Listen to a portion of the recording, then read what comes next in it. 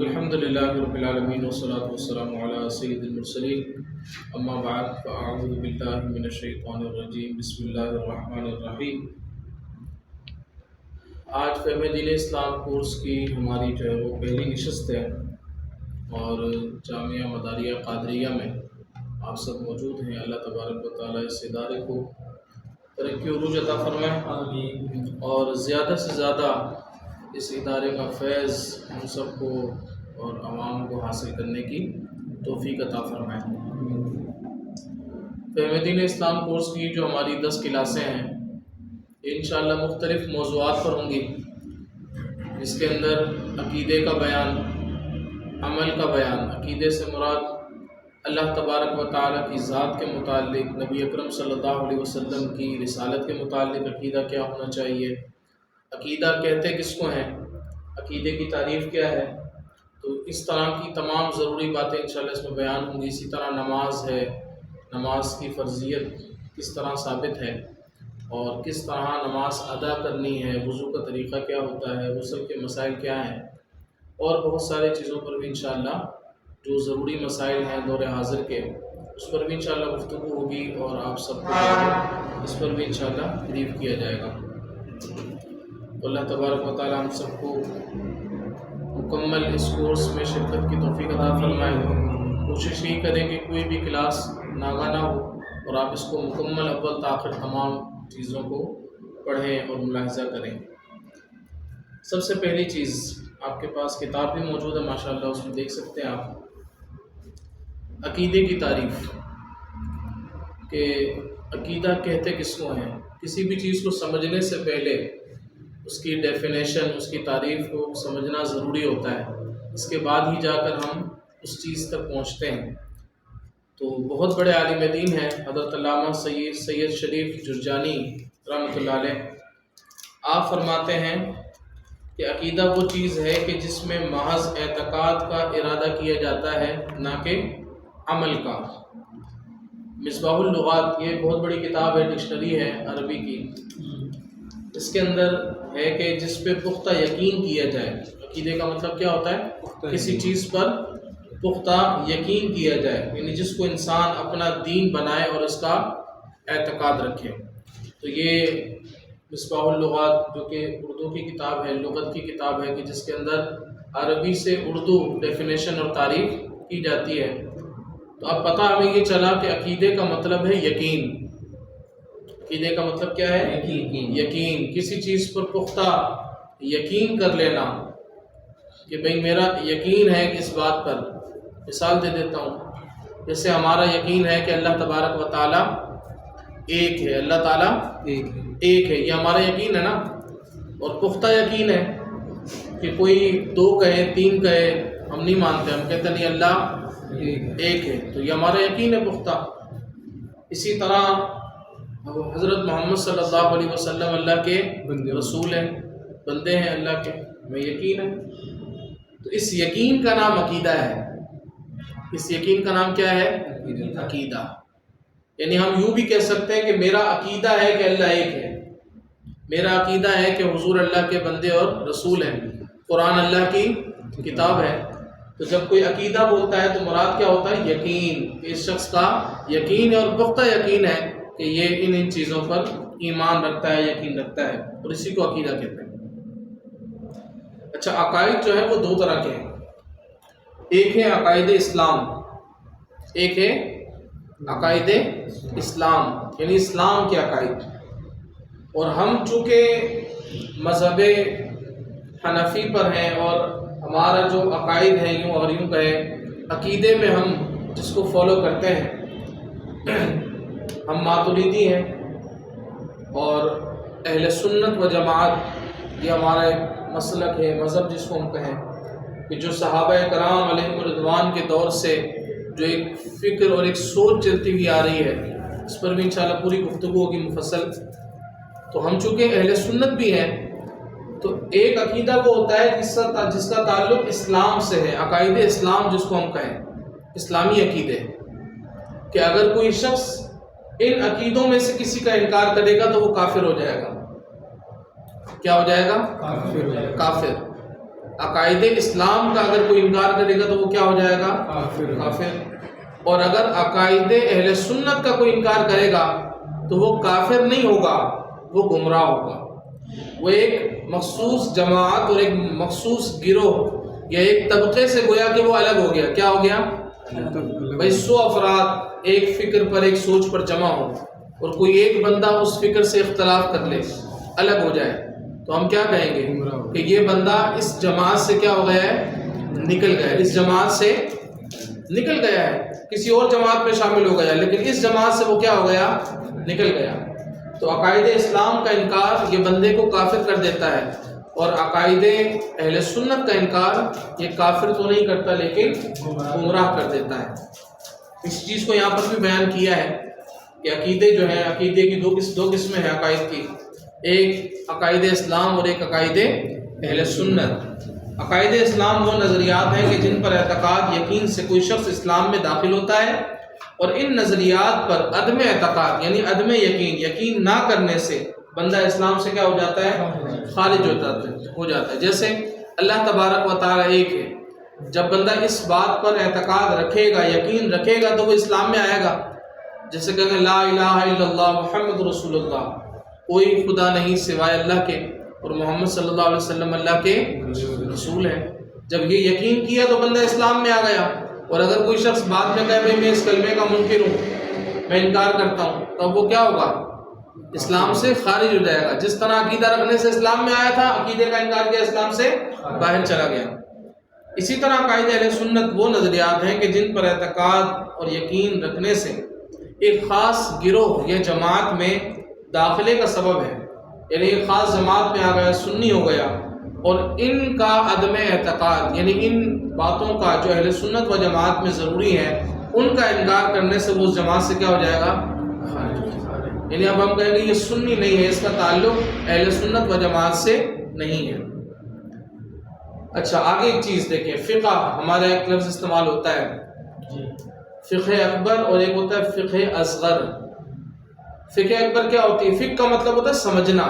فقہ کا معنی کیا ہے؟ سمجھنا. حضور علیہ الصلوۃ والسلام کی حدیث پاک کا مفہوم ہے، حضور فرماتے ہیں خیرکم من تعلم القرآن وعلمہ، تم میں بہترین وہ ہے جو قرآن کو سیکھے اور سکھائے.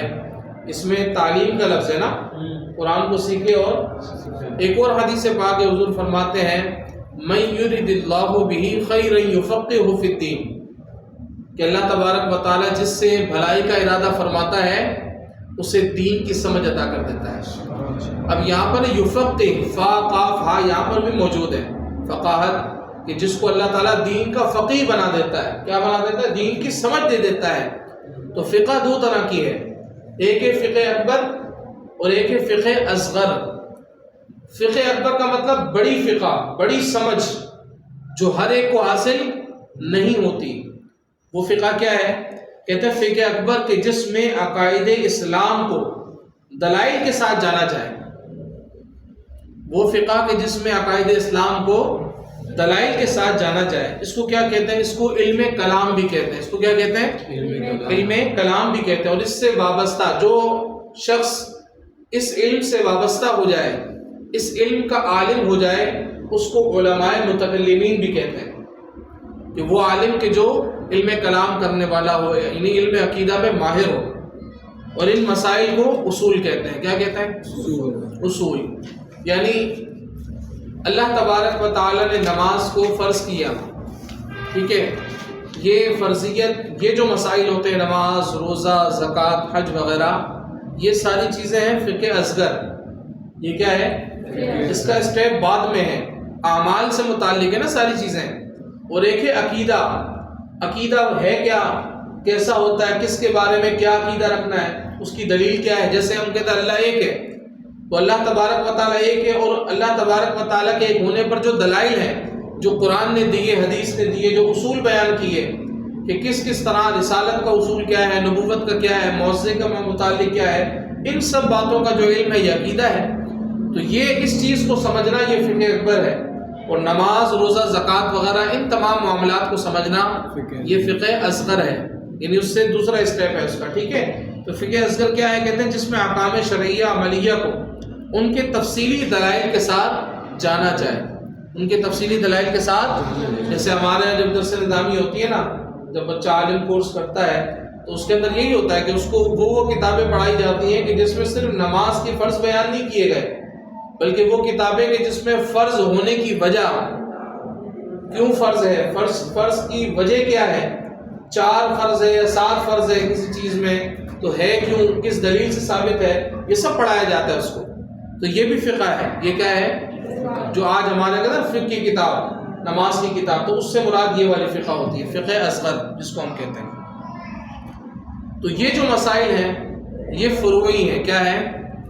فروع. ایک ہوتا ہے اصول، ایک ہوتا ہے فروع. کہ جو علماء اس علم کو سیکھتے ہیں وہ فقہاء کہلاتے ہیں، فقہاء اسلام کہلاتے ہیں، اور ان مسائل کو فروع کہتے ہیں. کیا کہتے ہیں؟ عقائد کو اصول کہتے ہیں اور ان مسائل کو فروع کہتے ہیں. اب عقائد یعنی عقیدہ، اور عقائد اس کی جمع ہے. عقیدہ واحد ہے، عقائد اس کی جمع ہے. عقیدے کا مطلب ایک عقیدہ اور عقائد کا مطلب بہت سارے عقیدے. ٹھیک ہے؟ تو عقائد کیسے ثابت ہوتے ہیں، یہ بھی تو سوال ہے نا. عقیدے کا ثبوت کس چیز سے ہوتا ہے؟ اس کی دلیل. تو کہتے ہیں عقیدہ جو ہے وہ 4 چیزوں سے ثابت ہوتا ہے. کتنی چیزوں سے؟ 4 چیزوں سے. نمبر 1 قرآن، نمبر 1 قرآن، نمبر 2 سنت یعنی حدیث، اور نمبر 3 عقل سلیم، اور نمبر 4 سواد اعظم. اب قرآن کیا ہے کہ اللہ تبارک و تعالی نے قرآن میں کوئی چیز بیان کی تو وہ عقیدہ بن گئی. جیسے اللہ تعالیٰ نے فرمایا قل هو اللہ احد، اللہ ایک ہے. اللہ، تو ہم کہتے ہیں اللہ ایک ہے، تو ہماری دلیل کیا ہے؟ قل هو اللہ، قل هو اللہ احد. صحیح ہے؟ تو اب قرآن سے ہمیں جو عقائد ملتے ہیں تو ہمیں اس کو عقیدہ بنانے میں کوئی مسئلہ نہیں ہے. اور یاد رکھیں ہمیشہ کہ سب سے پہلی چیز قرآن ہے. سب سے پہلی چیز عقیدہ بنانے کے لیے سب سے پہلی دلیل اگر ہمیں چاہیے وہ کیا چاہیے؟ قرآن. اگر وہ چیز قرآن میں ہمیں نہیں ملتی تو پھر حدیث کی طرف جائیں گے. کس کی طرف جائیں گے؟ اور اگر وہ چیز ہمیں حدیث میں نہیں مل رہی تو ہمیں عقل سلیم کی طرف جانا ہے، اور اگر عقل سلیم سے نہیں مل رہی تو پھر سواد اعظم کی طرف جانا ہے. یہ چاروں ہیں کیا؟ دیکھو ذرا. کہتے ہیں قرآن کریم فرقان حمید میں اللہ تبارک و تعالیٰ یعنی قرآن سے عقیدہ کیوں ثابت اور کیسے ثابت ہے، تو ہم کہتے ہیں قرآن میں اللہ نے فرمایا ھدی للمتقین، قرآن تمام متقین کے لیے ہدایت ہے. تو قرآن تو ہے ہی ہدایت کے لیے، تو اصل عقیدہ تو ہمیں قرآن سے ملے گا. اور پھر حدیث کی بات اگر ہم کریں کہ حدیث سے ہم دلیل کس طرح لیں، کیا قرآن نے حدیث کے متعلق میں ہمیں کچھ بتایا ہے کہ حدیث سے عقیدہ لینا ہے یا نہیں لینا؟ تو کہتے ہیں قرآن میں اللہ تبارک و تعالیٰ نے فرمایا وَمَا آتَاكُمُ الرَّسُولُ فَخُذُوهُ وَمَا نَهَاكُمْ عَنْهُ فَانْتَهُوا. اور جو رسول تمہیں دے وہ لے لو، اور جس چیز سے منع کرے اس سے بچ جاؤ، رک جاؤ، وہ کام نہ کرو.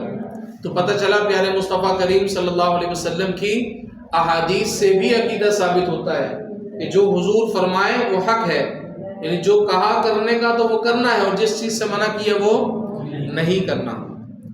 پھر اس کے بعد عقل سلیم. عقل یعنی اللہ تبارک و تعالیٰ نے جو انسان کو عقل عطا کی ہے تو اس عقل سے بھی انسان اگر غور و فکر کرے تو بہت ساری چیزیں سمجھ میں آتی ہیں، بہت ساری چیزیں سمجھ میں آتی ہیں. جیسے قرآن کریم میں اللہ تبارک و تعالیٰ نے بہت سی جگہوں پر ارشاد فرمایا. ایک مقام یہاں پر دیکھیں، فرمایا وما ارسلنا من قبلک الا رجالا نوحی الیہم من اہل القری افلم یسیروا فی الارض فینظروا کیف کان عاقبۃ الذین من قبلہم ولدار الآخرۃ خیر للذین اتقوا افلا تعقلون. ترجمہ، بس کیا وہ زمین میں چل پھر کر نہیں دیکھتے، کیا وہ زمین میں چل پھر کر نہیں دیکھتے کہ ان سے پہلے والوں کا کیا انجام ہوا، اور ان کے لیے آخرت کا گھر سب سے بہتر ہے، تو پرہیزگار ہیں، تو کیا تم عقل نہیں رکھتے؟ سمجھ میں آ رہی ہے؟ یعنی اللہ تبارک و تعالیٰ نے فرمایا افلا تعقلون، کیا تم عقل نہیں رکھتے؟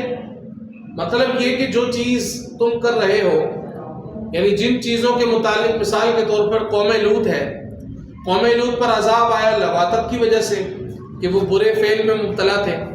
تو اب اگر کوئی شخص وہی کام اب کرنا شروع کر دے تو ہم اس کو کیا کہیں گے؟ کہ کیا تجھے عقل نہیں ہے؟ جس کام کی وجہ سے اللہ نے اس قوم کو عذاب دیا تو عقل تو یہ کہتی ہے کہ اس کام سے بچنا چاہیے. عقل کیا کہتی ہے؟ اس کام سے بچنا چاہیے. یہی عقل سلیم ہے کہ جس کا ذکر اللہ نے فرمایا افلا تعقلون، کیا تم عقل نہیں رکھتے؟ تو اس طرح کی بہت ساری جگہوں پر اللہ تبارک و تعالیٰ نے انسان کو غور و فکر کا حکم دیا کہ وہ سیر کرے زمین، جس نے قل سیروا فی الارض فانظروا، کہ زمین میں سیر کرو. حبیب ان کو کہیں کہ زمین میں یہ سیر کریں اور دیکھیں کہ اللہ تبارک و تعالیٰ نے ظالمین کا اور ظلم کرنے والوں کا اور گناہ گاروں کا کیا انجام کیا، نافرمانوں کا کیا انجام کیا، تاکہ یہ لوگ جو ہے وہ اپنی عقل سے بھی اس چیز کو جانیں. تو تیسری چیز جو عقیدہ جس سے ہم سمجھتے ہیں وہ کیا ہے؟ عقل سلیم، کہ انسان اپنے عقل سے بھی کیا کرتا ہے؟ عقیدے کو بناتا ہے یا یقین رکھتا ہے کسی چیز کا.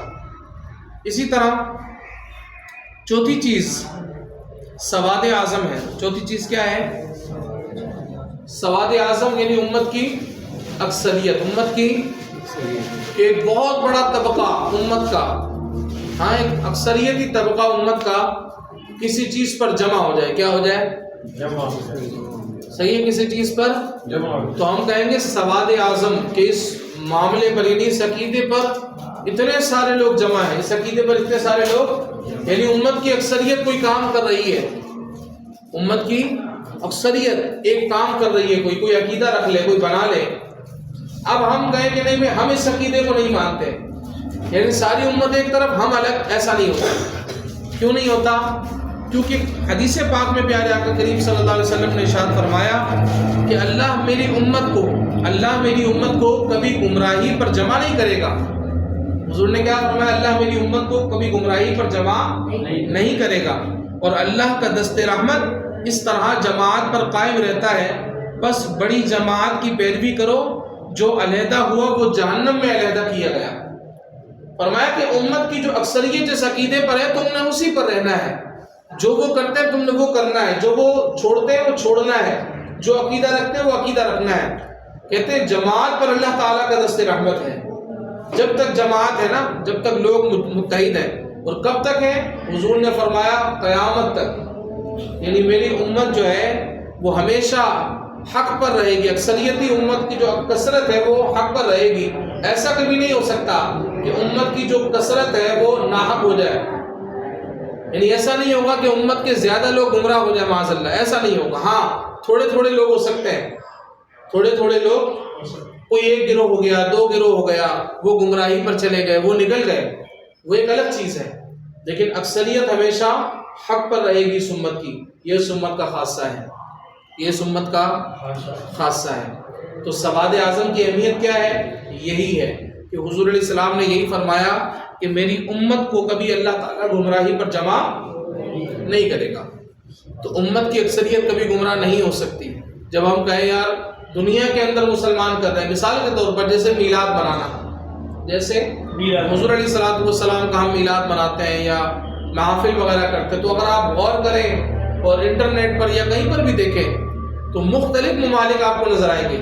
ملک شام میں دیکھیں، لبنان میں دیکھیں، عراق میں دیکھیں، بہت سارے ممالک کے اندر، انڈونیشیا میں دیکھیں، ہر جگہ آپ کو لوگ میلاد بناتے ہوئے نظر آتے ہیں. اور اسی نام سے عربی کے اندر دیکھیں تو مولد کہتے ہیں، ٹھیک ہے نا. اس طرح کے بہت سارے عنوان ہیں، لیکن موقع وہی ہوتا ہے ولادت کا. اب ہم یہ نہیں کہیں گے یار یہ سارے لوگ غلط ہیں میں صحیح ہوں، نہیں. اگر آپ مناتے ہیں تو ٹھیک ہے، لیکن اس کا انکار آپ نہیں کر سکتے. تو اسی طرح اور بہت سارے مسائل ہوتے ہیں کہ جس میں آپ کو سواد اعظم کی یعنی امت کی کیا کرنی پڑتی ہے؟ پیروی کرنی پڑتی ہے. جو امت کر رہی ہے وہی آپ نے کرنا ہوتا ہے، اپنی طرف سے کوئی کام ہم شروع نہیں کر سکتے. تو چار چیزیں ہم نے دیکھی ہیں کہ جس سے عقائد ثابت ہوتے ہیں. نمبر 1 قرآن، سنت، اس کے بعد عقل سلیم، اور پھر سواد اعظم. اب ہم دیکھتے ہیں اہل سنت و جماعت کہ سنی جسے ہم کہتے ہیں بھائی ہم سنی ہیں، اہل سنت و جماعت سے ہمارا تعلق ہے. تو یہ نام کس طرح ہم نے اپنا لیا ہے کہ بعض لوگ یہ بھی کہتے ہیں کہ بھائی ہم صرف مسلمان ہیں، اپنے آپ کو صرف ہم مسلمان ہمیں کہنا چاہیے. ہم نے یہ الگ سے پہچان کیوں بنا لی ہے؟ ٹھیک ہے نا، یہ بھی ہوتا ہے نا، الگ سے جماعت کیوں بنا لی ہے؟ ہم تو مسلمان ہیں، بس یہ نام کافی ہے. یا لوگ کہتے ہیں بھائی آپ سنی کہتے ہیں تو آپ محمدی کیوں نہیں کہتے اپنے آپ کو کہ محمد والے یا اس طرح؟ تو قرآن کریم فرقان حمید میں اور حدیثوں کی طرف جب ہم آتے ہیں تو ہمیں اہل سنت و جماعت کا جو یہ لفظ ہے یہ حدیث سے نظر آتا ہے. کس سے نظر آتا ہے؟ حدیث پاک سے. کیا ہے کہ رسول اللہ صلی اللہ علیہ وسلم نے ارشاد فرمایا کہ بے شک تم سے پہلے اہل کتاب، حضور فرماتے ہیں تم سے پہلے اہل کتاب 72 فرقوں میں تقسیم ہو گئے. تم سے پہلے اہل کتاب کتنے فرقوں میں؟ 72 فرقوں میں تقسیم ہو گئے. اور بے شک میری امت ان قریب 73 فرقوں میں تقسیم ہو جائے گی. کتنے فرقوں میں؟ 73 فرقوں میں تقسیم ہو جائے گی. ان میں سے 72 جہنمی اور ایک جنتی ہوگا. 72 جہنمی اور ایک جنتی ہوگا. اب آپ ذرا سوچیں کہ ہمارے یہاں یہ کانسیپٹ جو لوگ کہتے ہیں نا یار فرقوں میں نہیں بٹنا چاہیے، یار یوں جماعت میں نہیں شامل ہونا چاہیے، اس میں نہیں، بس مسلمان ہو. حضور کیا کہہ رہے ہیں؟ امت کتنے فرقوں میں بٹے گی؟ 73 فرقوں میں. تو ہمیں یہ نہیں سوچنا چاہیے یار ہمیں تقسیم نہیں ہونا، ہمیں یہ نہیں کرنا، بلکہ ہمیں اس جماعت میں شامل ہونا چاہیے جو حق پر ہے. کیونکہ 73 فرقے ہونے ہیں، کیونکہ اللہ کے رسول نے جو کہہ دیا وہ حق ہے، جو حضور نے فرمایا وہ ہو کر رہے گا. کوئی اپنے آپ سے یہ معاذ اللہ چیلنج نہیں کر سکتا کہ میں فرقے نہیں بننے دوں گا. جیسے لوگ کہتے ہیں فرقوں کا خاتمہ ہو جائے، ایسا کیسے ہو سکتا ہے؟ حضور نے خود فرمایا فرقے ہوں گے، تو فرقے ہوں گے. اب ہمیں یہ دیکھنا ہے کہ 72 جہنم میں جائیں گے اور ایک جنت میں جائے گا، تو وہ جنتی فرقہ یا جنتی جماعت، فرقے کا مطلب جماعت ہے، تو جنتی جماعت کون سی ہے ہم نے اس کو دیکھنا ہے. پیارے آقا کریم صلی اللہ علیہ وسلم نے فرمایا ایک جنتی ہوگا، اور وہ یہی جماعت ہے جو ناجی، یعنی وہ جو جماعت جنت میں جائے گی وہ ناجی ہے. حضور نے فرمایا نجات یافتہ وہی جماعت ہے کہ جو جنت میں جائے گی، اور 72 جہنم میں جائیں گے. اب ایک اور حدیث پاک کہ جس کے بارے میں حضور علیہ السلام نے فرمایا، یعنی وہ نشانی بتائی کہ جب آپ سے پوچھا گیا نا کہ وہ کون ہے کہ جو جنت میں جائیں گے، تو حضور نے فرمایا جو میرے اور میرے صحابہ کے عقیدے پر ہوگی، جو میرے اور میرے صحابہ کے طریقے پر عقیدے پر ہوگی، وہ جماعت کہاں جائے گی؟ جنت میں. جو کہاں جائے گی؟ ما انا علیہ و اصحابی، کہ جو میرے اور میرے صحابہ کے طریقے پر ہوگی وہ جنت میں. اب حضور علیہ السلام نے فرمایا طریقے پر یا عقیدے پر، یعنی جس پر میں ہوں اور میرے صحابہ ہیں، جو اس پر ہوگا وہی جنتی ہوگا. تو اب حضور علیہ السلام کے عمل پر کوئی پیروی کرے تو ہم کہتے ہیں سنت پر عمل کرنا. اس کو کیا کہتے ہیں ہم؟ سنت پر عمل کرنا، سنت پر عمل کرنا. اور یہ چونکہ ایک فرقہ ہے نا، یہ بھی ایک جماعت ہے نا. حضور نے فرمایا 72 جہنم میں جائیں گے اور ایک جماعت کہاں جائے گی؟ تو لفظ جماعت ہمیں یہاں سے ملتا ہے. تو اسی لیے کہتے ہیں اہل سنت والجماعت، کہ یہ وہ جماعت ہے جو سنت پر عمل کرنے والی ہے. ہم کہتے ہیں نا اہل سنت والجماعت، تو یہ نام کیوں پڑا کہ یہ سنت پر عمل کرنے والے لوگ، یہ پہچان کے طور پر، تاکہ اس جماعت کی پہچان جب ہم کہیں گے کہ یہ اہل سنت والجماعت ہے تو پتہ یہ چلے گا کہ جو لوگ اس کے خلاف ہیں یا جو اپنے اپنے نظریات جنہوں نے بنا لیے، تو ان کا تعلق بقیہ 72 فرقوں سے ہو سکتا ہے لیکن اس جماعت سے نہیں ہو سکتا. تو اس لیے کیا کہتے ہیں اس جماعت کو؟ اہل سنت والجماعت. اہل سنت و جماعت کے اندر دو بڑے مشہور گروہ ہیں ابتدا سے. ان میں ایک اشاعرہ ہے اور ایک ماتریدیہ ہے. ٹھیک ہے، اشاعرہ یہ امام ابو الحسن اشعری رحمۃ اللہ تعالی علیہ کے نام سے منسوب ہے اشاعرہ. ٹھیک ہے، اور ان کا اصل نام یعنی ابو الحسن اشعری ماتریدی کا اصل نام علی بن اسماعیل تھا. سلسلہ نسب حضرت ابو موسیٰ اشعری رضی اللہ تعالیٰ عنہ تک پہنچتا ہے. یہ اہل سنت میں رئیس المتکلمین کہلاتے ہیں، اور سن 260 ہجری میں پیدا ہوئے اور 324 میں آپ کا وصال ہوا. ماتریدیہ یہ امام ابو منصور ماتریدی کی جانب منسوب ہے. یعنی ماتریدی کس کو کہتے ہیں؟ اس شخص کو کہتے ہیں کہ جو امام ابو منصور ماتریدی کی پیروی کرنے والا ہو، ان کی فکر کو فالو کرنے والا ہو. اور اشاعرہ کن کو کہتے ہیں؟ اشعری کس کو کہتے ہیں؟ کہ جو امام ابو الحسن اشعری کی پیروی کرنے والا ہو. ٹھیک ہے، یہ عقائد کے امام ہیں. یہ کون ہے؟ عقائد کے امام ہیں. جیسے ہم نے پڑھا نا فقہ اکبر پڑھی ہم نے پیچھے، کہ جو رئیس مطلب متکلمین جن کو ہم کہتے ہیں، علماء متکلمین، علم کلام کے جو ماہر ہیں، تو یہ دونوں جو امام ہیں، امام ابو الحسن ماتریدی ہوں یا ابو الحسن ابو منصور ماتریدی ہوں یا ابو الحسن اشعری ہوں، یہ دونوں امام جو ہیں یہ متکلمین یعنی علم کلام کے ماہر ہیں، علم کلام کے ماہر ہیں. تو امت کا جو پورا طبقہ ہے، اہل سنت و جماعت کا طبقہ 2 حصوں پر ہے. کس پر ہے؟ 2 حصوں پر. ایک وہ طبقہ ہے کہ جو امام ابو الحسن اشعری کی پیروی کرتا ہے عقیدے میں، اور ایک وہ طبقہ ہے کہ جو ابو منصور ماتوریدی کی پیروی کرتا ہے عقیدے میں. تو ہم جتنے لوگ ہیں نا بر صغیر پاک و ہند میں، ہم جتنے بھی لوگ ہیں ہم سب ابو منصور ماتوریدی کے پیروکار ہیں. کن کے پیروکار ہیں؟ ابو منصور ماتوریدی کے پیروکار ہیں. ٹھیک ہے. اب ماتوریدی کیوں کہتے ہیں؟ کہتے ہیں ماتورید جو لفظ ہے کہتے ہیں سمرقند کی بستیوں میں سے ایک علاقے کا نام ہے. یہ کس کا نام ہے؟ سمرقند کی بستیوں میں سے ایک علاقے کا نام تھا. یہ اسی دور کے تھے اور امام اعظم عقائد میں انہی کے دلائل کو اختیار فرماتے تھے. یعنی جتنے حنفی ہیں ہم سارے، ہم عقائد میں کن کی پیروی کرتے ہیں؟ ابو منصور ماتوریدی کی. یعنی فقہ حنفی جو بھی رائج ہے جہاں جہاں پر پوری دنیا میں، وہ سب امام ابو منصور ماتوریدی کے پیروکار ہیں. تو یہ بھی ہمیں جاننا ضروری ہے ہمارے لیے. اب یہاں تک ہم اتنی بات سمجھ چکے ہیں. اب آگے اگر ہم دیکھیں تو سوال یہ ہوتا ہے کہ درست عقیدے کی اہمیت کیا ہے؟ درست عقیدے کی اہمیت کیا ہے؟ اور اگر کوئی شخص عقیدے کو درست نہ کرے، وہ کہے یار کیا ضرورت ہے عقیدے کی، یہ تو لوگوں نے بنا لیا معاذ اللہ، یا یہ مولویوں کا کام ہے، یا معاذ اللہ اس طرح کی کوئی بات کرے، تو دیکھیں قرآن تو ہماری رہنمائی کرتا ہے نا، اور ہم نے کہا سب سے پہلے عقیدہ لینا ہی قرآن سے ہے. تو اللہ تبارک و تعالیٰ نے قرآن کریم فرقان حمید میں نجات کی جو شرط بیان کی ہے وہ کیا ہے؟ بھئی اصل جو چیز مسلمان کے لیے یہی ہے نا کہ وہ بخشا جائے، اس کی مغفرت ہو جائے، وہ جنت میں جائے. اصل تو نجات ہے. تو نجات کی شرط کیا ہے قرآن میں؟ کیا کوئی یہ سمجھ لے کہ بس اللہ تعالیٰ معاف فرمانے والا ہے، جو بھی عقیدہ رکھوں جیسا بھی رکھوں بس بھائی میری مرضی ہے، مجھے اللہ کو جواب دینا ہے، اس طرح کی اگر باتیں کرے تو کیا وہ بخشا جائے گا؟ تو اللہ تبارک و تعالیٰ نے قرآن کریم فرقان حمید میں کیا فرمایا؟ والعصر ان الانسان لفی خسر الا الذین آمنوا وعملوا الصالحات وتواصوا بالحق وتواصوا بالصبر. فرمایا اس زمانہ محبوب کی قسم، اس زمانہ محبوب کی قسم، بے شک آدمی ضرور نقصان میں ہے. بے شک آدمی یعنی انسان ضرور نقصان میں ہے. الا الذین آمنوا، مگر جو ایمان لائے اور اچھے کام کیے اور ایک دوسرے کو حق کی تاکید کی اور ایک دوسرے کو صبر کی وصیت کی اور ایک دوسرے کو صبر کی وصیت کی.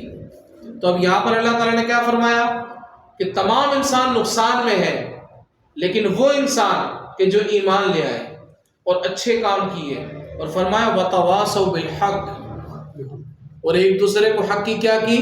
تاکید کی. تو پتہ چلا ناحق نہیں کرنا، حق پر جمع ہونا ہے. کیا ہونا ہے؟ تو یہ درست عقیدہ کہ بھئی اللہ کو ایک ماننا ہے، اللہ کے رسول پر ایمان لانا ہے، قرآن پر ایمان لانا ہے، جو ضروریات دین ہے اس کا خیال رکھنا ہے، پھر جا کے گاڑی آگے بڑھے گی. ایسا نہیں ہے کہ صرف نماز پڑھ لی، روزہ رکھ لیا، اعمال کر لیے اور باقی چیزوں پر کوئی توجہ نہ رکھیں. اور دوسری چیز جو جنت میں داخل ہونے کے لیے شرط ہے، اللہ تبارک و تعالیٰ نے کیا فرمایا؟ والذین آمنوا وعملوا الصالحات سندخلهم جنات تجری من تحتها الانہار خالدین فیہا ابدا وعد اللہ حقا ومن اصدق من اللہ قیلا. فرمایا یعنی وہ جو ایمان لائے اور انہوں نے نیک اعمال کیے، ان قریب ہم انہیں ایسے باغات میں داخل کریں گے جن کے نیچے نہریں جاری ہیں، جن کے نیچے نہریں جاری ہیں، وہ ان میں ہمیشہ رہیں گے. اللہ کا وعدہ حق ہے، اور بعد میں سچا ہونے کے اعتبار سے اللہ سے زیادہ سچا کون ہو سکتا ہے؟ تو اب یہاں پر دیکھو جہاں پر عمل کی بات ہے نا، جہاں پر عمل کی بات ہے، لیکن اس سے پہلے اللہ تبارک و تعالیٰ نے ایمان کو ذکر کیا. کس چیز کو ذکر کیا؟ پہلے والی آیت میں بھی دیکھو الا الذین آمنوا، مگر جو ایمان لائے، اور ایمان لانے کا تعلق عقیدے سے ہے، ایمان لانے کا تعلق عقیدے سے. فرمایا وعملوا الصالحات، اور نیک اعمال کیے. تو اعمال صالحہ کی باری بعد میں آتی ہے، ایمان کی باری پہلے آتی ہے، عقیدے کی باری پہلے آتی ہے. اسی طرح دوسری آیت میں بھی والذین آمنوا وعملوا الصالحات. تو درست عقیدے کی اہمیت یہ قرآن سے ہم نے دیکھی کہ دونوں آیتیں اور بہت ساری آیتیں بھی ہیں کہ جس میں پہلے ایمان کا ذکر ہے اور بعد میں عقیدے کا. کہ پہلے ایمان لانا ہے پھر عقیدہ، یعنی پہلے ایمان کو درست کرنا ہے. یعنی کوئی شخص صرف اللہ کو ایک مانے اور پیارے آقا کریم صلی اللہ علیہ وسلم کو اللہ تعالیٰ کا نبی نہ مانے اور وہ نماز پڑھے، کیا اس کی نماز ہوگی؟ وہ روزہ رکھے، کیا روزہ ہوگا؟ کوئی حضور علیہ السلام کو نبی بھی مانے لیکن وہ حضور کو آخری نبی نہ مانے تو کیا نماز ہوگی؟ نہیں ہوگا. روزہ ہوگا؟ نہیں ہوگا. اگر وہ زکوٰۃ دے تو نہیں ہوگی، بھلے کروڑوں روپے دے، اربوں روپے دے دے، جتنی خیرات کرنی کر دے، اس کا عمل اس کو فائدہ دے گا؟ نہیں دے گا. کیوں؟ ایمان کامل نہیں ہے. ایمان کامل نہیں ہے. تو درست عقیدے کی اہمیت یہ ہے کہ جب تک عقیدہ درست نہیں ہوگا تب تک اعمال فائدہ نہیں دیں گے. اور غلط عقیدے کا وبال کیا ہے؟ کہتے ہیں قرآن کریم فرقان حمید میں اللہ تبارک و تعالیٰ نے فرمایا ان الذین کفروا وماتوا وهم کفار اولئک علیہم لعنت اللہ والملائکۃ والناس اجمعین خالدین فیہا لا یخفف عنہم العذاب ولا هم ینظرون. فرمایا یعنی وہ جو کافر ہوئے اور اسی حالت میں مر گئے ان پر اللہ، فرشتوں اور تمام لوگوں کی لعنت ہے اور وہ اس میں ہمیشہ گرفتار رہیں گے اور ان میں عذاب کم نہیں کیا جائے گا اور ان پر نظر رحمت بھی نہیں کی جائے گی. یعنی کافر ہونا، بدعقیدہ ہونا. ایک شخص نے اپنا عقیدہ خراب کر لیا، مسلمان سے کفر کی طرف چلا گیا تو اللہ تعالیٰ نے فرما دیا کہ کفر کا عذاب کیا ہے؟ ہمیشہ ہمیشہ جہنم میں جائے گا، کوئی بخشش نہیں ہے اس کی. اسی طرح اور بہت ساری آیتیں اس کے اندر موجود ہیں، وہ بھی آپ پڑھیں کہ اللہ تبارک و تعالیٰ نے کس طرح جو ہے وہ کافر کے متعلق یا بدعقیدہ کے متعلق بتا. تو یہ بدعقیدگی کا وبال ہے. اب آئیے ذرا اگلے صفحے پر حدیث کی طرف ہم چلتے ہیں. حضور علیہ الصلوۃ والسلام نے ارشاد فرمایا اس ذات کی قسم کہ جس کے قبضہ قدرت میں یا دست قدرت میں میری جان ہے، یعنی محمد صلی اللہ علیہ وسلم کی جان ہے، کہ اس امت میں سے جو بھی یہودی یا نصرانی میرے بارے میں سنے پھر جو میرے ساتھ بھیجا گیا ہے اس پر ایمان لائے بغیر مر جائے تو ضرور جہنمیوں میں سے ہوگا. کس میں سے ہوگا؟ ضرور. حضور نے فرمایا کہ میری امت میں سے جو بھی یہودی اور نصرانی ہیں، کیونکہ جو کفار ہیں یعنی تمام لوگ جو اس وقت دنیا میں موجود ہیں یہ سب حضور کی امت ہیں، یہ سب حضور کی امت ہے. ایک ہوتا ہے امت دعوت، یعنی وہ لوگ کہ جن کو دین کی دعوت دینا ضروری ہے یا دین کی دعوت دی جائے، یعنی جو اب تک مسلمان نہیں ہوئے ہیں وہ بھی امت لیکن اب تک انہوں نے اسلام قبول نہیں. تو حضور علیہ الصلوۃ والسلام نے انہی کے بارے میں فرمایا کہ اس امت میں سے جو بھی یہودی یا نصرانی میرے بارے میں سنے، یعنی ان کو پتہ چلا اسلام کے بارے میں، پھر جو میرے ساتھ بھیجا گیا ہے اس پر ایمان لائے بغیر مر جائے تو ضرور جہنمیوں میں سے ہوگا. صحیح ہے، ضرور جہنمیوں میں سے ہوگا. اسی طرح فرمان مصطفیٰ صلی اللہ علیہ وسلم حضور فرماتے ہیں کہ میری امت میں دو گروہ ایسے ہیں کہ جن کا اسلام میں کوئی حصہ نہیں. حضور نے کیا فرمایا؟ دو گروہ ایسے ہیں کہ جن کا اسلام میں کوئی حصہ نہیں. ایک گروہ مرجیہ اور دوسرا قدریہ. یہ دو گروہ، دو فرقے تھے. یہ کیا تھے؟ دو گروہ. ہاں، مرجیہ اور ایک قدریہ. یہ مطلب زمانہ قدیم میں اگر آپ دیکھیں، حضور کے زمانے میں بھی دیکھیں تو اس طرح کے لوگ پائے جاتے تھے. اس طرح کے لوگ کہ جنہوں نے اپنا نظریہ اخذ کر لیا، دین سے ہٹ کر ایک اپنی فکر ایجاد کر لی، قرآن سنت، ٹھیک ہے، سواد اعظم یا عقل سلیم کو چھوڑ کر ایک اپنا مذہب بنا لیا. تو میں نے کہا نا جب عقیدے سے نکل جائیں گے تو اسلام سے بھی کہا کیا ہو جائیں گے. اور حضور نے خود واضح فرما دیا کہ میری امت میں دو گروہ ایسے ہیں کہ جن کا اسلام میں کوئی حصہ نہیں ہے، مرجیہ اور قدریہ. اب مرجیہ کون ہے؟ یہ جبریہ بھی کہلاتے ہیں. ان کے نزدیک انسان جو ہے وہ مجبور محض ہے. انسان جو ہے وہ مجبور محض ہے. سب افعال من جانب اللہ ہوتے ہیں. انسان افعال کے سلسلے میں ایسے ہے جیسے کہا جاتا ہے کہ چکی چل پڑی لیکن چلاتا کوئی اور ہے. اور قدریہ منکر تقدیر ہے. قدریہ فرقہ جو ہے نا یہ تقدیر کا منکر ہے. یہ تقدیر کا، یہ گروہ تقدیر کا انکار کرتا تھا. یہ کہتا تھا کوئی تقدیر نہیں ہے، کوئی تقدیر نہیں. جو انسان کر رہا ہے نا وہ خود ہی کر رہا ہے. جو انسان کر رہا ہے خود ہی، مطلب سارے اختیار بندے کے ہاتھ میں. ان دونوں فرقوں کو سمجھنے کے لیے یہ سمجھ لو، ایک جبریہ اور ایک قدریہ، ایک جبریہ اور ایک مرجیہ. جبریہ کی فرقہ ہے جبریہ اور قدریہ. جبریہ کہتا ہے بندہ بالکل مجبور ہے، جو کرتا ہے اللہ کرتا ہے. جو کرتا ہے بندہ اپنی طرف سے کچھ بھی نہیں کر سکتا، اور قدریہ یہ کرتا ہے کہ جو کرتا ہے بندہ کرتا ہے، اللہ کچھ نہیں کرتا. سمجھ آ رہی ہے؟ جو کرتا ہے اللہ کرتا ہے، بندہ کچھ بھی نہیں کرتا. تو دونوں نظریے غلط ہیں، دونوں نظریے.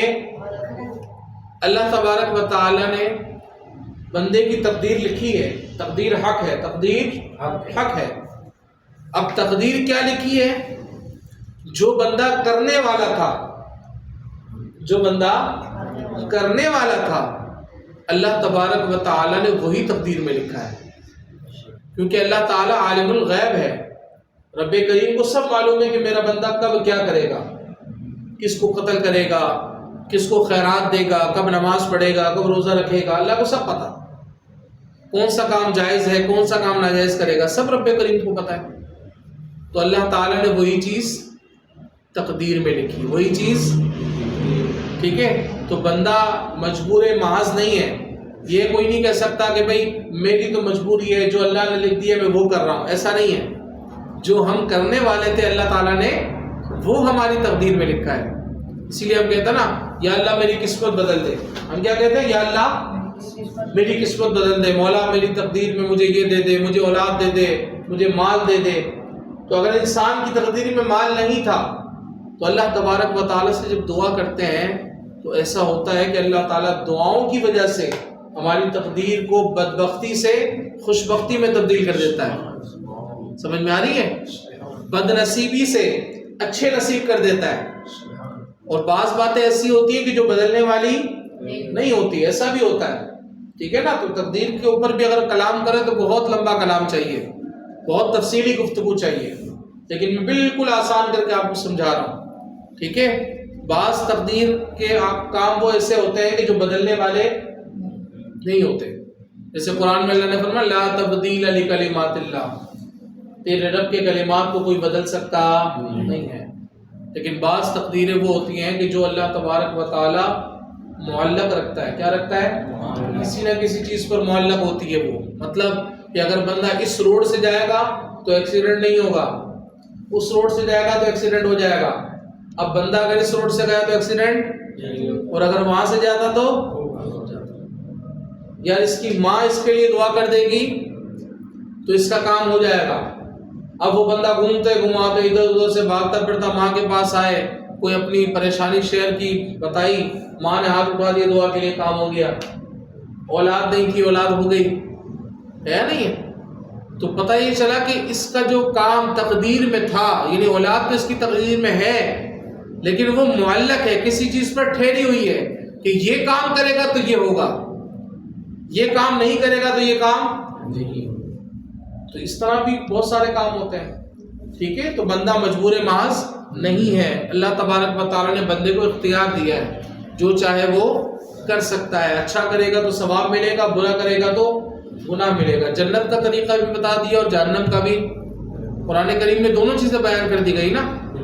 صحیح ہے نا؟ دونوں راستے بتا دیے گئے، جنت کا بھی اور اب بندے کی مرضی ہے کہ وہ جو چاہے جس طرح چاہے وہ عمل کرے. اسی طرح حدیث پاک میں دیکھیں اللہ تعالیٰ کے رسول صلی اللہ علیہ وسلم نے ارشاد فرمایا، یعنی قدریہ اس امت کے مجوسی ہیں. اگر بیمار ہو جائے، دیکھو بدعقیدہ شخص اگر کوئی بدعقیدہ ہو گیا تو ہمیں ان کے ساتھ کیا سلوک کرنا ہے، ہمیں کیا رویہ رکھنا ہے ان کے ساتھ، یا ہمارا انداز کیسا ہونا چاہیے. ہم یہ کہیں یار انسان ہے، اور آج کل جیسے لوگ کہتے ہیں انسانیت سب سے بڑا مذہب ہے، تو یاد رہے مسلمان کے لیے اسلام سب سے بڑا مذہب ہے، انسانیت سب سے بڑا مذہب نہیں ہے. جو مسلمان ہے اس کی رسپیکٹ ہمارے نزدیک سب سے زیادہ ہے. چاہے اس کے برعکس اگر ہم دیکھیں کافر ہے، کوئی بدعقیدہ ہے، وہ کروڑوں پتی ہو، وہ کوئی حاکم بن جائے وقت کا، یا کوئی بہت بڑے منصب پر ہو جائے، ہمارے نزدیک اگر کوئی مسلمان غریب سے غریب بھی ہے اس کی اہمیت اس کروڑ پتی سے زیادہ ہے. سمجھ میں آ رہی ہے؟ کوئی جھاڑو لگانے والا بھی ہے تو اس کی اہمیت زیادہ ہے. کیوں؟ اس کے دل میں ایمان ہے، اس کی جو اصل قیمت ہے وہ ایمان ہے. وہ کیا ہے؟ ایمان ہے. تو حضور نے فرمایا کہ یہ جو قدریہ ہیں، جو تقدیر کے منکر لوگ ہیں، فرمایا اس امت کے مجوسی ہیں، اگر بیمار ہو جائیں تو ان کی عیادت نہ کرو. یعنی اگر یہ بیمار ہو جائے تو ان کو پوچھو نہیں کہ کیا ہوا، بیمار ہیں آپ، خیر تو ہے، ان کی عیادت بھی نہ کرو. اور فرمایا اگر مر جائیں تو ان کے جنازے میں بھی شرکت نہ کرو. ان کے جنازے میں بھی. اور اسی طرح حدیث پاک میں رسول اللہ صلی اللہ علیہ وسلم نے ارشاد فرمایا کہ تقدیر کا انکار کرنے والوں کے ساتھ نہ اٹھو نہ بیٹھو، نہ ہی گفتگو کرو، نہ ہی. سمجھ میں آ رہی ہے؟ یعنی گفتگو میں ابتدا اور خندہ پیشانی سے کام بھی نہ لو. یعنی ایسا نہیں ہے کہ بھائی اب وہ شخص تقدیر کا منکر ہے، چل یار تیرا اپنا نظریہ ہے، صحیح ہے نا، بندہ بولے چل یار تیرا اپنا نظریہ ہے، تو جو کرتا ہے کر، ہماری دوستی سلامت رہے گی. یار آپ تو میرے نزدیک بڑے قابل عزت ہیں. ایسا نہیں کرنا چاہیے، کیونکہ اسلام کے خلاف اگر کوئی شخص نظریہ رکھتا ہے تو وہ کس کے خلاف ہے؟ اسلام کے خلاف ہے. وہ دین کے خلاف ہے نا. کس کے خلاف ہے؟ دین. اور جب اسلام کی بات ہوتی ہے تب ہماری ذات تو پیچھے رہ جاتی ہے، دین آگے رہتا ہے. اگر کوئی شخص دین کا دشمن ہے، اگر کوئی شخص اسلام کا دشمن ہے، تو اب ہم نے اس کو اسلام کے پوائنٹ آف ویو سے جاننا ہے، اسلام کے نظریات سے جاننا ہے. کس کے نظریات سے؟ اسلام کے نظریات سے. جیسے ابھی ایک 25 دسمبر کا دن گزرا، کرسمس کا دن گزرا نا. اب لوگ سوال کرتے ہیں بعض اوقات کہ کیا ہم جو ہے وہ عیسائی ہوتے ہیں یا کرسچن ہوتے ہیں، ان کو ہم میری کرسمس یا اس طرح کی مبارکباد دے سکتے ہیں یا نہیں دے سکتے؟ تو اس پر ہم سب سے آسان جواب کیا ہوتا ہے ہمارا؟ بعض لوگوں کا نظریہ یہ ہوتا ہے نہیں یار ہمیں دینی چاہیے مبارکباد، وہ تو حضرت عیسیٰ علیہ السلام کی ولادت کا دن منا رہے ہیں، تو ہمیں بھی چاہیے کہ ہم ان کو خوشخبری دیں، مٹھائی دیں، گفٹ دیں، یہ کریں وہ کریں. حالانکہ ہم سب سے پہلے ایک بات کہتے ہیں کہ ہم مسلمان ہیں اور وہ کون ہے؟ بلند آواز سے عیسائی. ہم مسلمان ہیں، وہ کون ہے؟ عیسائی. تو پہلا فرق تو یہی ہو گیا نا کہ ان کا دین الگ ہے، ہمارا دین ان کا دین الگ ہے، ہمارا دین الگ ہے. اگر کوئی سکھ، کوئی ہندو، کوئی عیسائی یا کسی بھی مذہب کا ماننے والا کبھی نماز پڑھتا ہوا آپ کو دکھائی دے، جیسے آج کل سوشل میڈیا کا دور ہے، ٹک ٹاک پہ ادھر ادھر دیکھو یار یہ سکھ نماز پڑھ رہا ہے اور یہ ہندو جو ہے نا یہ بھی نماز پڑھ رہا ہے یا یہ فلاں کام کر رہا ہے، تو کیا ہمارا دین ہمیں یہ اجازت دے گا کہ ہم اس کے مندر میں جا کر یا گردوارے میں جا کر ہم اس کی عبادت کریں؟ نہیں دے گا. ہم بدھ کی پوجا کریں، کیا اجازت دے گا ہمارا مذہب؟ نہیں دے گا. کیونکہ ہم مسلمان ہیں اور ہماری ایک حد اور ایک لمٹ ہے، ہم اس سے باہر نہیں جا سکتے. اگر کوئی شخص ہمارے ملک میں رہتا ہے یا دنیا میں کہیں پر بھی کوئی مذہب دوسرے مذہب کا ماننے والا ہے تو ہم بلا وجہ ان کو پریشان نہیں کر سکتے. یہ بھی ہمارے مذہب کی تعلیم ہے. ہم ان کو عزت سے ان سے بات کریں، احترام سے بات کریں، کوئی مسئلہ نہیں. لیکن جہاں پر بات مذہب کی آئے گی تو وہاں پر ہمیں فرق رکھنا ضروری ہے. اب کرسمس لو یا اس طرح کے وہ تہوار کہ جو مذہبی تہوار ہوتے ہیں، کیا ہوتے ہیں؟ جیسے ہم میلاد مناتے ہیں، یہ ہمارا مذہبی تہوار ہے نا، ہم نماز پڑھتے ہیں، یہ ہمارا مذہبی کام ہے. تو اسی طرح ان کے بھی مذہبی کام ہے کچھ، اور ان کاموں میں سے کیا ہے؟ یہ کرسمس بھی ہے. اب ہم یہ سوچیں گے حضرت عیسیٰ علیہ السلام پر تو ہم بھی ایمان لاتے ہیں، تو لہذا ہم ان کی ولادت کی خوشی منائیں. تو اب میں آپ سے ایک سوال کرتا ہوں، میں کیا کرتا ہوں؟ ایک سوال آپ سے کرتا ہوں. ایک شخص جو ہے وہ کسی بندے کو قتل کر دے، کیا کر دے؟ قتل کر دیا، اور قتل کرنے کے بعد وہ اس کی خوشی میں ایک پارٹی رکھے، پروگرام، کہ بھئی میں قتل کر دیا اور میں سیلیبریشن کے لیے میں نے ایک پارٹی رکھی ہے خوشی منانے کے لیے، تو آپ بھی لازمی آئیں. اب مجھے بتائیے کہ آپ جائیں گے اس پروگرام میں؟ بھائی آپ کہیں گے اس کی خوشی میں شریک ہو جاؤں، ہے یا نہیں ہے؟ چلو وہ شخص اس کا دشمن ہو، وہ شخص اس کا دشمن تھا، اس نے اس کو مار دیا، اور اب اس کی خوشی میں وہ کیا کر رہا ہے؟ پروگرام رکھ رہا ہے، پارٹی رکھ رہا ہے. ہر سال اسی تاریخ پر اگر وہ پارٹی رکھے تو کیا آپ اس کو مبارکباد کا میسج دو گے؟ کیوں بھائی؟ آپ کہو گے نا خوشی ہے، اس کی خوشی کی بات ہے، اس میں شامل ہو جائے اس کی خوشی میں.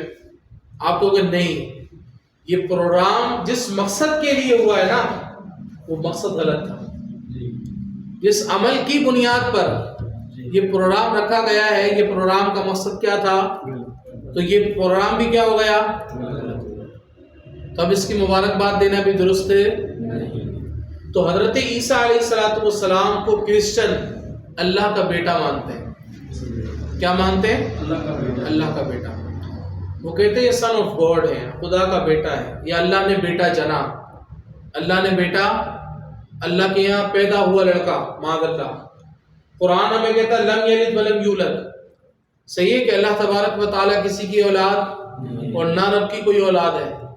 اور یہ عیسائی کہہ رہے ہیں کہ عیسیٰ علیہ السلام اللہ کے بیٹے. چلو وہ میری کرسمس کا جو لفظ ہے اس کے اندر اس طرح کا کوئی ترجمہ نہیں ہے، لیکن کانسیپٹ تو غلط ہے نا.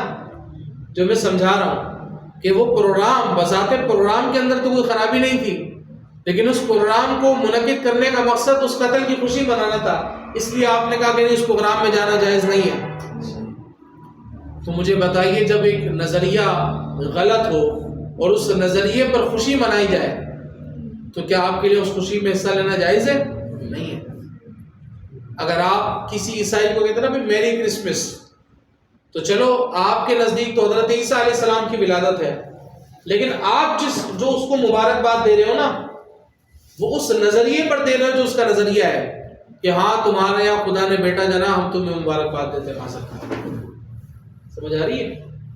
آپس میں مسلمان اگر کسی دن پر کہیں کہ بھئی مبارک ہو اللہ تعالیٰ کے نبی حضرت عیسیٰ اس دن پیدا ہوئے تھے، وہ ایک الگ چیز ہے کہ سامنے والے کا نظریہ بھی اور ہے، آپ کا نظریہ بھی اور ہے. لیکن ہم دوسرے مذہب والے کو کرتے ہیں بھئی ہولی کی نا، ہیپی ہولی آ جاتا ہے آج کل فیس بک پر، سوشل میڈیا پر ڈائریکٹ آ جاتا ہے ہیپی ہولی. پتہ نہیں ہوتا لوگوں کو، ڈائریکٹ وہ ہیپی ہولی ہے اس طرح کی چیزیں کہنا شروع کر دیتے ہیں. حالانکہ اگر یہ دیوالی ہولی وغیرہ کے جو تہوار ہیں یہ بھی مذہبی تہوار ہیں ہندوؤں کے، اور اگر ان تہواروں کا ہم غور سے جائزہ لینا تو یہ لائٹ جلا دو، اگر ان تہواروں کا ہم جائزہ لیں تو ان تہواروں کے پیچھے بھی ان کے اپنے مقاصد ہوتے ہیں. کیا ہوتے ہیں؟ ان کے اپنے مقاصد ہوتے ہیں. جیسے یہ لوگ جو ہے وہ ان کے جو بھگوان ہیں اس طرح کی جو چیزیں، وہ کہتے ہیں بھائی جنگ ہوئی تھی اور اس جنگ میں جو ہے وہ رام نے راون کو مار دیا، تو لہذا ہم دیوالی کی خوشی مناتے ہیں. کیا مناتے ہیں؟ دیوالی کی. اب مجھے بتاؤ مسلمان کا رام سے کیا تعلق یا راون سے کیا تعلق؟ سمجھ میں آ رہی ہے؟ اور ہم مسلمان بھائی فیس بک پہ ڈالتے ہیں ہیپی ہولی، ہیپی دیوالی. ہاں ہیپی دیوالی. بھائی ہم تو بڑے براڈ مائنڈیڈ ہیں، ہمارا تو ذہن بہت وسیع ہے، تو لہٰذا سب کو مبارکباد دو، معاذ اللہ. تو یہ چیز غلط ہے. صحیح ہے؟ یہ چیز کیا ہے؟ غلط ہے. تو آخری بات آج کی اس کلاس کی یہ بھی سمجھ لو کہ دیکھو ہم اگر دیگر مذاہب کو دیکھیں نا تو وہ مسلمانوں کے ساتھ اتنے مخلص نہیں ہیں. اور قرآن نے پتا ہے آپ کو کیا کہا؟ قرآن کہتا ہے وَلَن تَرْضَىٰ عَنْكَ الْيَهُودُ وَلَا النَّصَارَىٰ حَتَّىٰ تَتَّبِعَ مِلَّتَهُمْ. واضح قرآن نے اعلان کر دیا بھئی آپ لوگ جتنا سوشل میڈیا پہ یہود و نصارہ کا ساتھ دو، ان کو خوش کرو، ہیپی دیوالی کہہ دو، کرسمس کہہ دو، جو بھی کہنا ہے کہہ دو. قرآن پتہ ہے کیا کہتا ہے؟ قرآن کہتا ہے وَلَن تَرْضَىٰ عَنْكَ الْيَهُودُ وَلَا النَّصَارَىٰ، کہتا ہے یہود اور نصارہ ہرگز راضی نہیں ہوں گے. کب؟ حَتَّىٰ تَتَّبِعَ مِلَّتَهُمْ، کہتے ہیں جب تک تم خود یہودی اور نصرانی نہ ہو جاؤ نا تب تک یہ تم سے راضی. کتنا واضح فرمایا ہمارے رب نے. ایک مسلمان کے لیے کیا یہ آیت کافی نہیں ہے؟ یہ آیت کیا کافی نہیں ہے؟ کتنا واضح اللہ نے فرما دیا. بھائی تم ہندوؤں کے لیے گائے کا گوشت کھانا چھوڑ دو، تم سب کچھ کر لو، لیکن انہوں نے تمہاری دشمنی چھوڑنی نہیں ہے.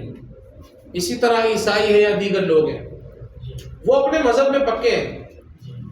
آپ جتنا ان کو خوش کرنے کی کوشش کرو، ان کی کتابیں اپنے اسکولوں کے نصاب میں ڈال دو، سب کچھ کر لو، وہ راضی نہیں ہوں گے. ان کی رضا ایک ہی چیز میں جو اللہ نے فرمایا، جب تک ان کی ملت کی پیروی نہ کرو، جب تک معاذ اللہ یہودی نصرانی نہ ہو جاؤ تب تک کچھ نہیں ہو سکتا. وہ راضی نہیں ہوں گے. تو ہم سب کو چاہیے کہ ہم جو ہے وہ اسلام پر مضبوطی سے عمل پیرا ہوں، اسی پر ہم کیا کریں؟ عمل کریں. دوسروں کے ساتھ ہم نے کوئی نقصان نہیں دینا ان کو. عیسائی ہے وہ عیسائی رہے، اللہ تعالیٰ ان کو ایمان کی توفیق دے. جو نصرانی ہے وہ نصرانی رہے، یہودی رہے، وہ ہندو ہے وہ ہندو رہے. پاکستان کے اندر بھی اقلیتی کمیونٹیاں موجود ہیں، وہ اپنے حقوق پورے ان کو ملتے ہیں، وہ عبادتیں کرے، اپنی جو چاہے کرے، کوئی مسئلہ نہیں ہے. لیکن بحیثیت مسلمان ہمیں ان کے تہوار میں شرکت کی اجازت نہیں ہے. قومی تہوار ہے، جیسے ابھی نیو ایئر آ گیا، نئے سال کی ایک مبارکباد دیتے ہیں، یہ کسی کا مذہبی تہوار نہیں ہے، اس میں شامل ہو سکتے ہیں. 14 اگست ہے تو اس میں ہندو بھی آزادی کا جشن مناتے ہیں، آپ بھی منا سکتے ہو. اس میں اگر آپ مبارکباد دیتے ہو، کسی پاکستان میں کوئی بندہ رہتا ہے، کوئی ہندو ہے یا کوئی بھی کمیونٹی ہے، اس سے آپ کہتے ہو آپ کو جشن آزادی مبارک ہو، کوئی مسئلہ نہیں ہے، کیونکہ یہ قومی تہوار ہے. کوئی مذہبی تہوار، اس سے ایمان کا کوئی تعلق نہیں ہے. تو ان چیزوں سے ہم سب کو، جو بری چیزیں ان سے بچنا چاہیے. اللہ تعالیٰ ہم سب کو محفوظ رکھے ان معاملات سے. اور انشاءاللہ عز و جل پھر اگلی کلاس میں مزید ہم آگے اس کو دیکھیں گے اور پڑھیں گے. اللہ تبارک و تعالیٰ ہم سب کی حاضری قبول فرمائے.